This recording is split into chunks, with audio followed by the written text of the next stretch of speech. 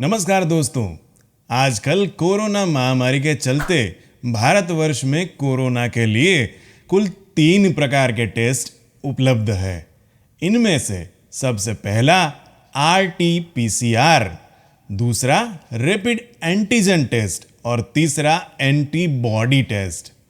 इन तीनों टेस्ट को लेकर आम आदमी के मन में काफी सारा कंफ्यूजन है। रैपिड एंटीजन टेस्ट करवाएं या RT-PCR करवाएं या फिर एंटीबॉडी टेस्ट करवाएं। तो आइए दोस्तों, आज के इस एपिसोड में इस कंफ्यूजन को दूर करते हैं और समझते हैं कि कौन से टेस्ट को कब करवाना चाहिए और उसकी क्या विशेषता है। डॉक्टर की बात, जहां है बात विज्ञान की, नए नए आविष्कारों की और दिल दहला देने वाले मानवीय प्रसंगों की। डॉक्टर की बात।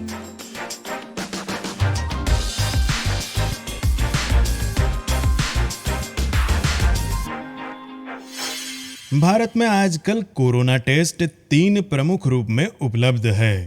पहला स्वैब टेस्ट, जिसको कि RT-PCR कहते हैं, दूसरा रैपिड एंटीजन टेस्ट और तीसरा एंटीबॉडीज टेस्ट। उपयोग के हिसाब से इन तीनों को 2 प्रमुख कैटेगरी में विभाजित कर सकते हैं।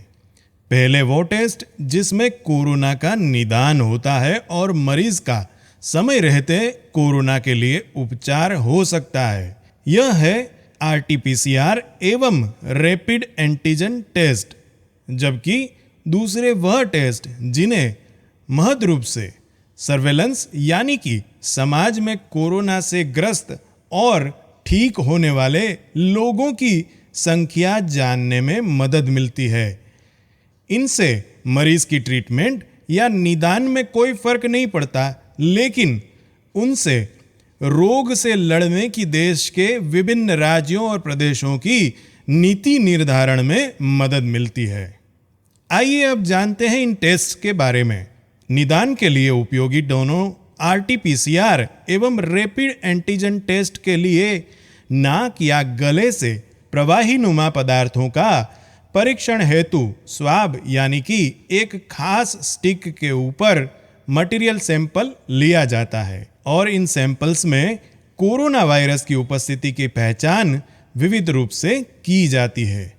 RT-PCR टेस्ट में जहां वायरस के RNA यानी कि न्यूक्लिक एसिड के अणु को पहचाना जाता है, वहीं रैपिड एंटीजन टेस्ट में वायरस के प्रोटीन के अणु को पहचाना जाता है और इनकी पहचान होते ही उस टेस्ट को पॉजिटिव कहा जाता है और जैसे ही टेस्ट पॉजिटिव होता है उस व्यक्ति को कोरोना ग्रस्त माना जाता है। आइए अब समझते हैं ये दोनों टेस्ट एक दूसरे से भिन्न कैसे हैं।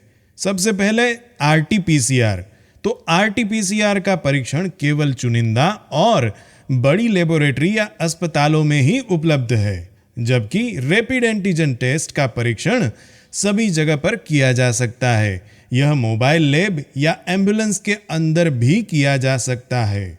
RT-PCR परीक्षण का परिणाम मिलने में कुछ दिन तक लग सकते हैं, जबकि रैपिड एंटीजन टेस्ट का परिणाम कुछ ही मिनटों में मिल जाता है। RT-PCR परीक्षण नेगेटिव आने की संभावना करीब 5 से लेकर 40% तक है, जबकि रैपिड एंटीजन टेस्ट का परिणाम नेगेटिव आने की संभावना करीब 50% तक है। RT-PCR परीक्षण खर्च करीब 2,500 से 4,000 रुपए तक आ सकता है। हालांकि सरकार ने इसका न्यूनतम परीक्षण खर्च निर्धारित करने से यह टेस्ट अभी काफी कम दामों पर उपलब्ध है। रैपिड एंटीजन टेस्ट का परीक्षण खर्च करीब 500 रुपए तक हो सकता है।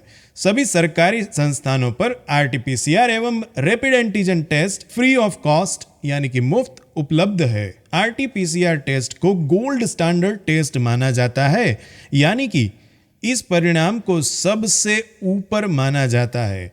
रैपिड एंटीजन टेस्ट प्रारंभिक एवं जल्द निदान के लिए उपयोगी टेस्ट माना जाता है। ICMR के गाइडलाइंस के अनुसार यदि आपका रैपिड एंटीजन टेस्ट पॉजिटिव पाया जाता है तो आपको कोविड पॉजिटिव माना जाएगा। आपको और कोई टेस्ट जैसे कि RT-PCR वगैरह करवाने की जरूरत नहीं है। लेकिन यदि आपका रैपिड एंटीजन टेस्ट नेगेटिव है और आपको क्लिनिकली सिम्टम्स है जैसे कि सर्दी, खांसी या बुखार, तो आप डॉक्टर की सलाह के अनुसार RT-PCR टेस्ट करवा सकते हैं। और यदि अभी आपको कोई सिम्टम्स ना हो लेकिन आगे चल के फिर भी कोई सिम्टम्स डेवलप होते हैं तो अब आप RT-PCR करवा सकते हैं। इन दोनों ही कक्षा में यदि आपको RT-PCR पॉजिटिव पाया जाता है तो आपका स्टेटस कोविड पॉजिटिव माना जाएगा। आइए रोग के लक्षणों को छुपाने के बजाय टेस्ट करवाएं, अपने और अपने परिवार को सुरक्षित बनाएं। हमारा ये एपिसोड आपको कैसा लगा हमें लिख भेजिए। हमें लाइक, शेयर और सब्सक्राइब करना ना भूलें। तो फिर मिलेंगे। Stay happy, stay safe.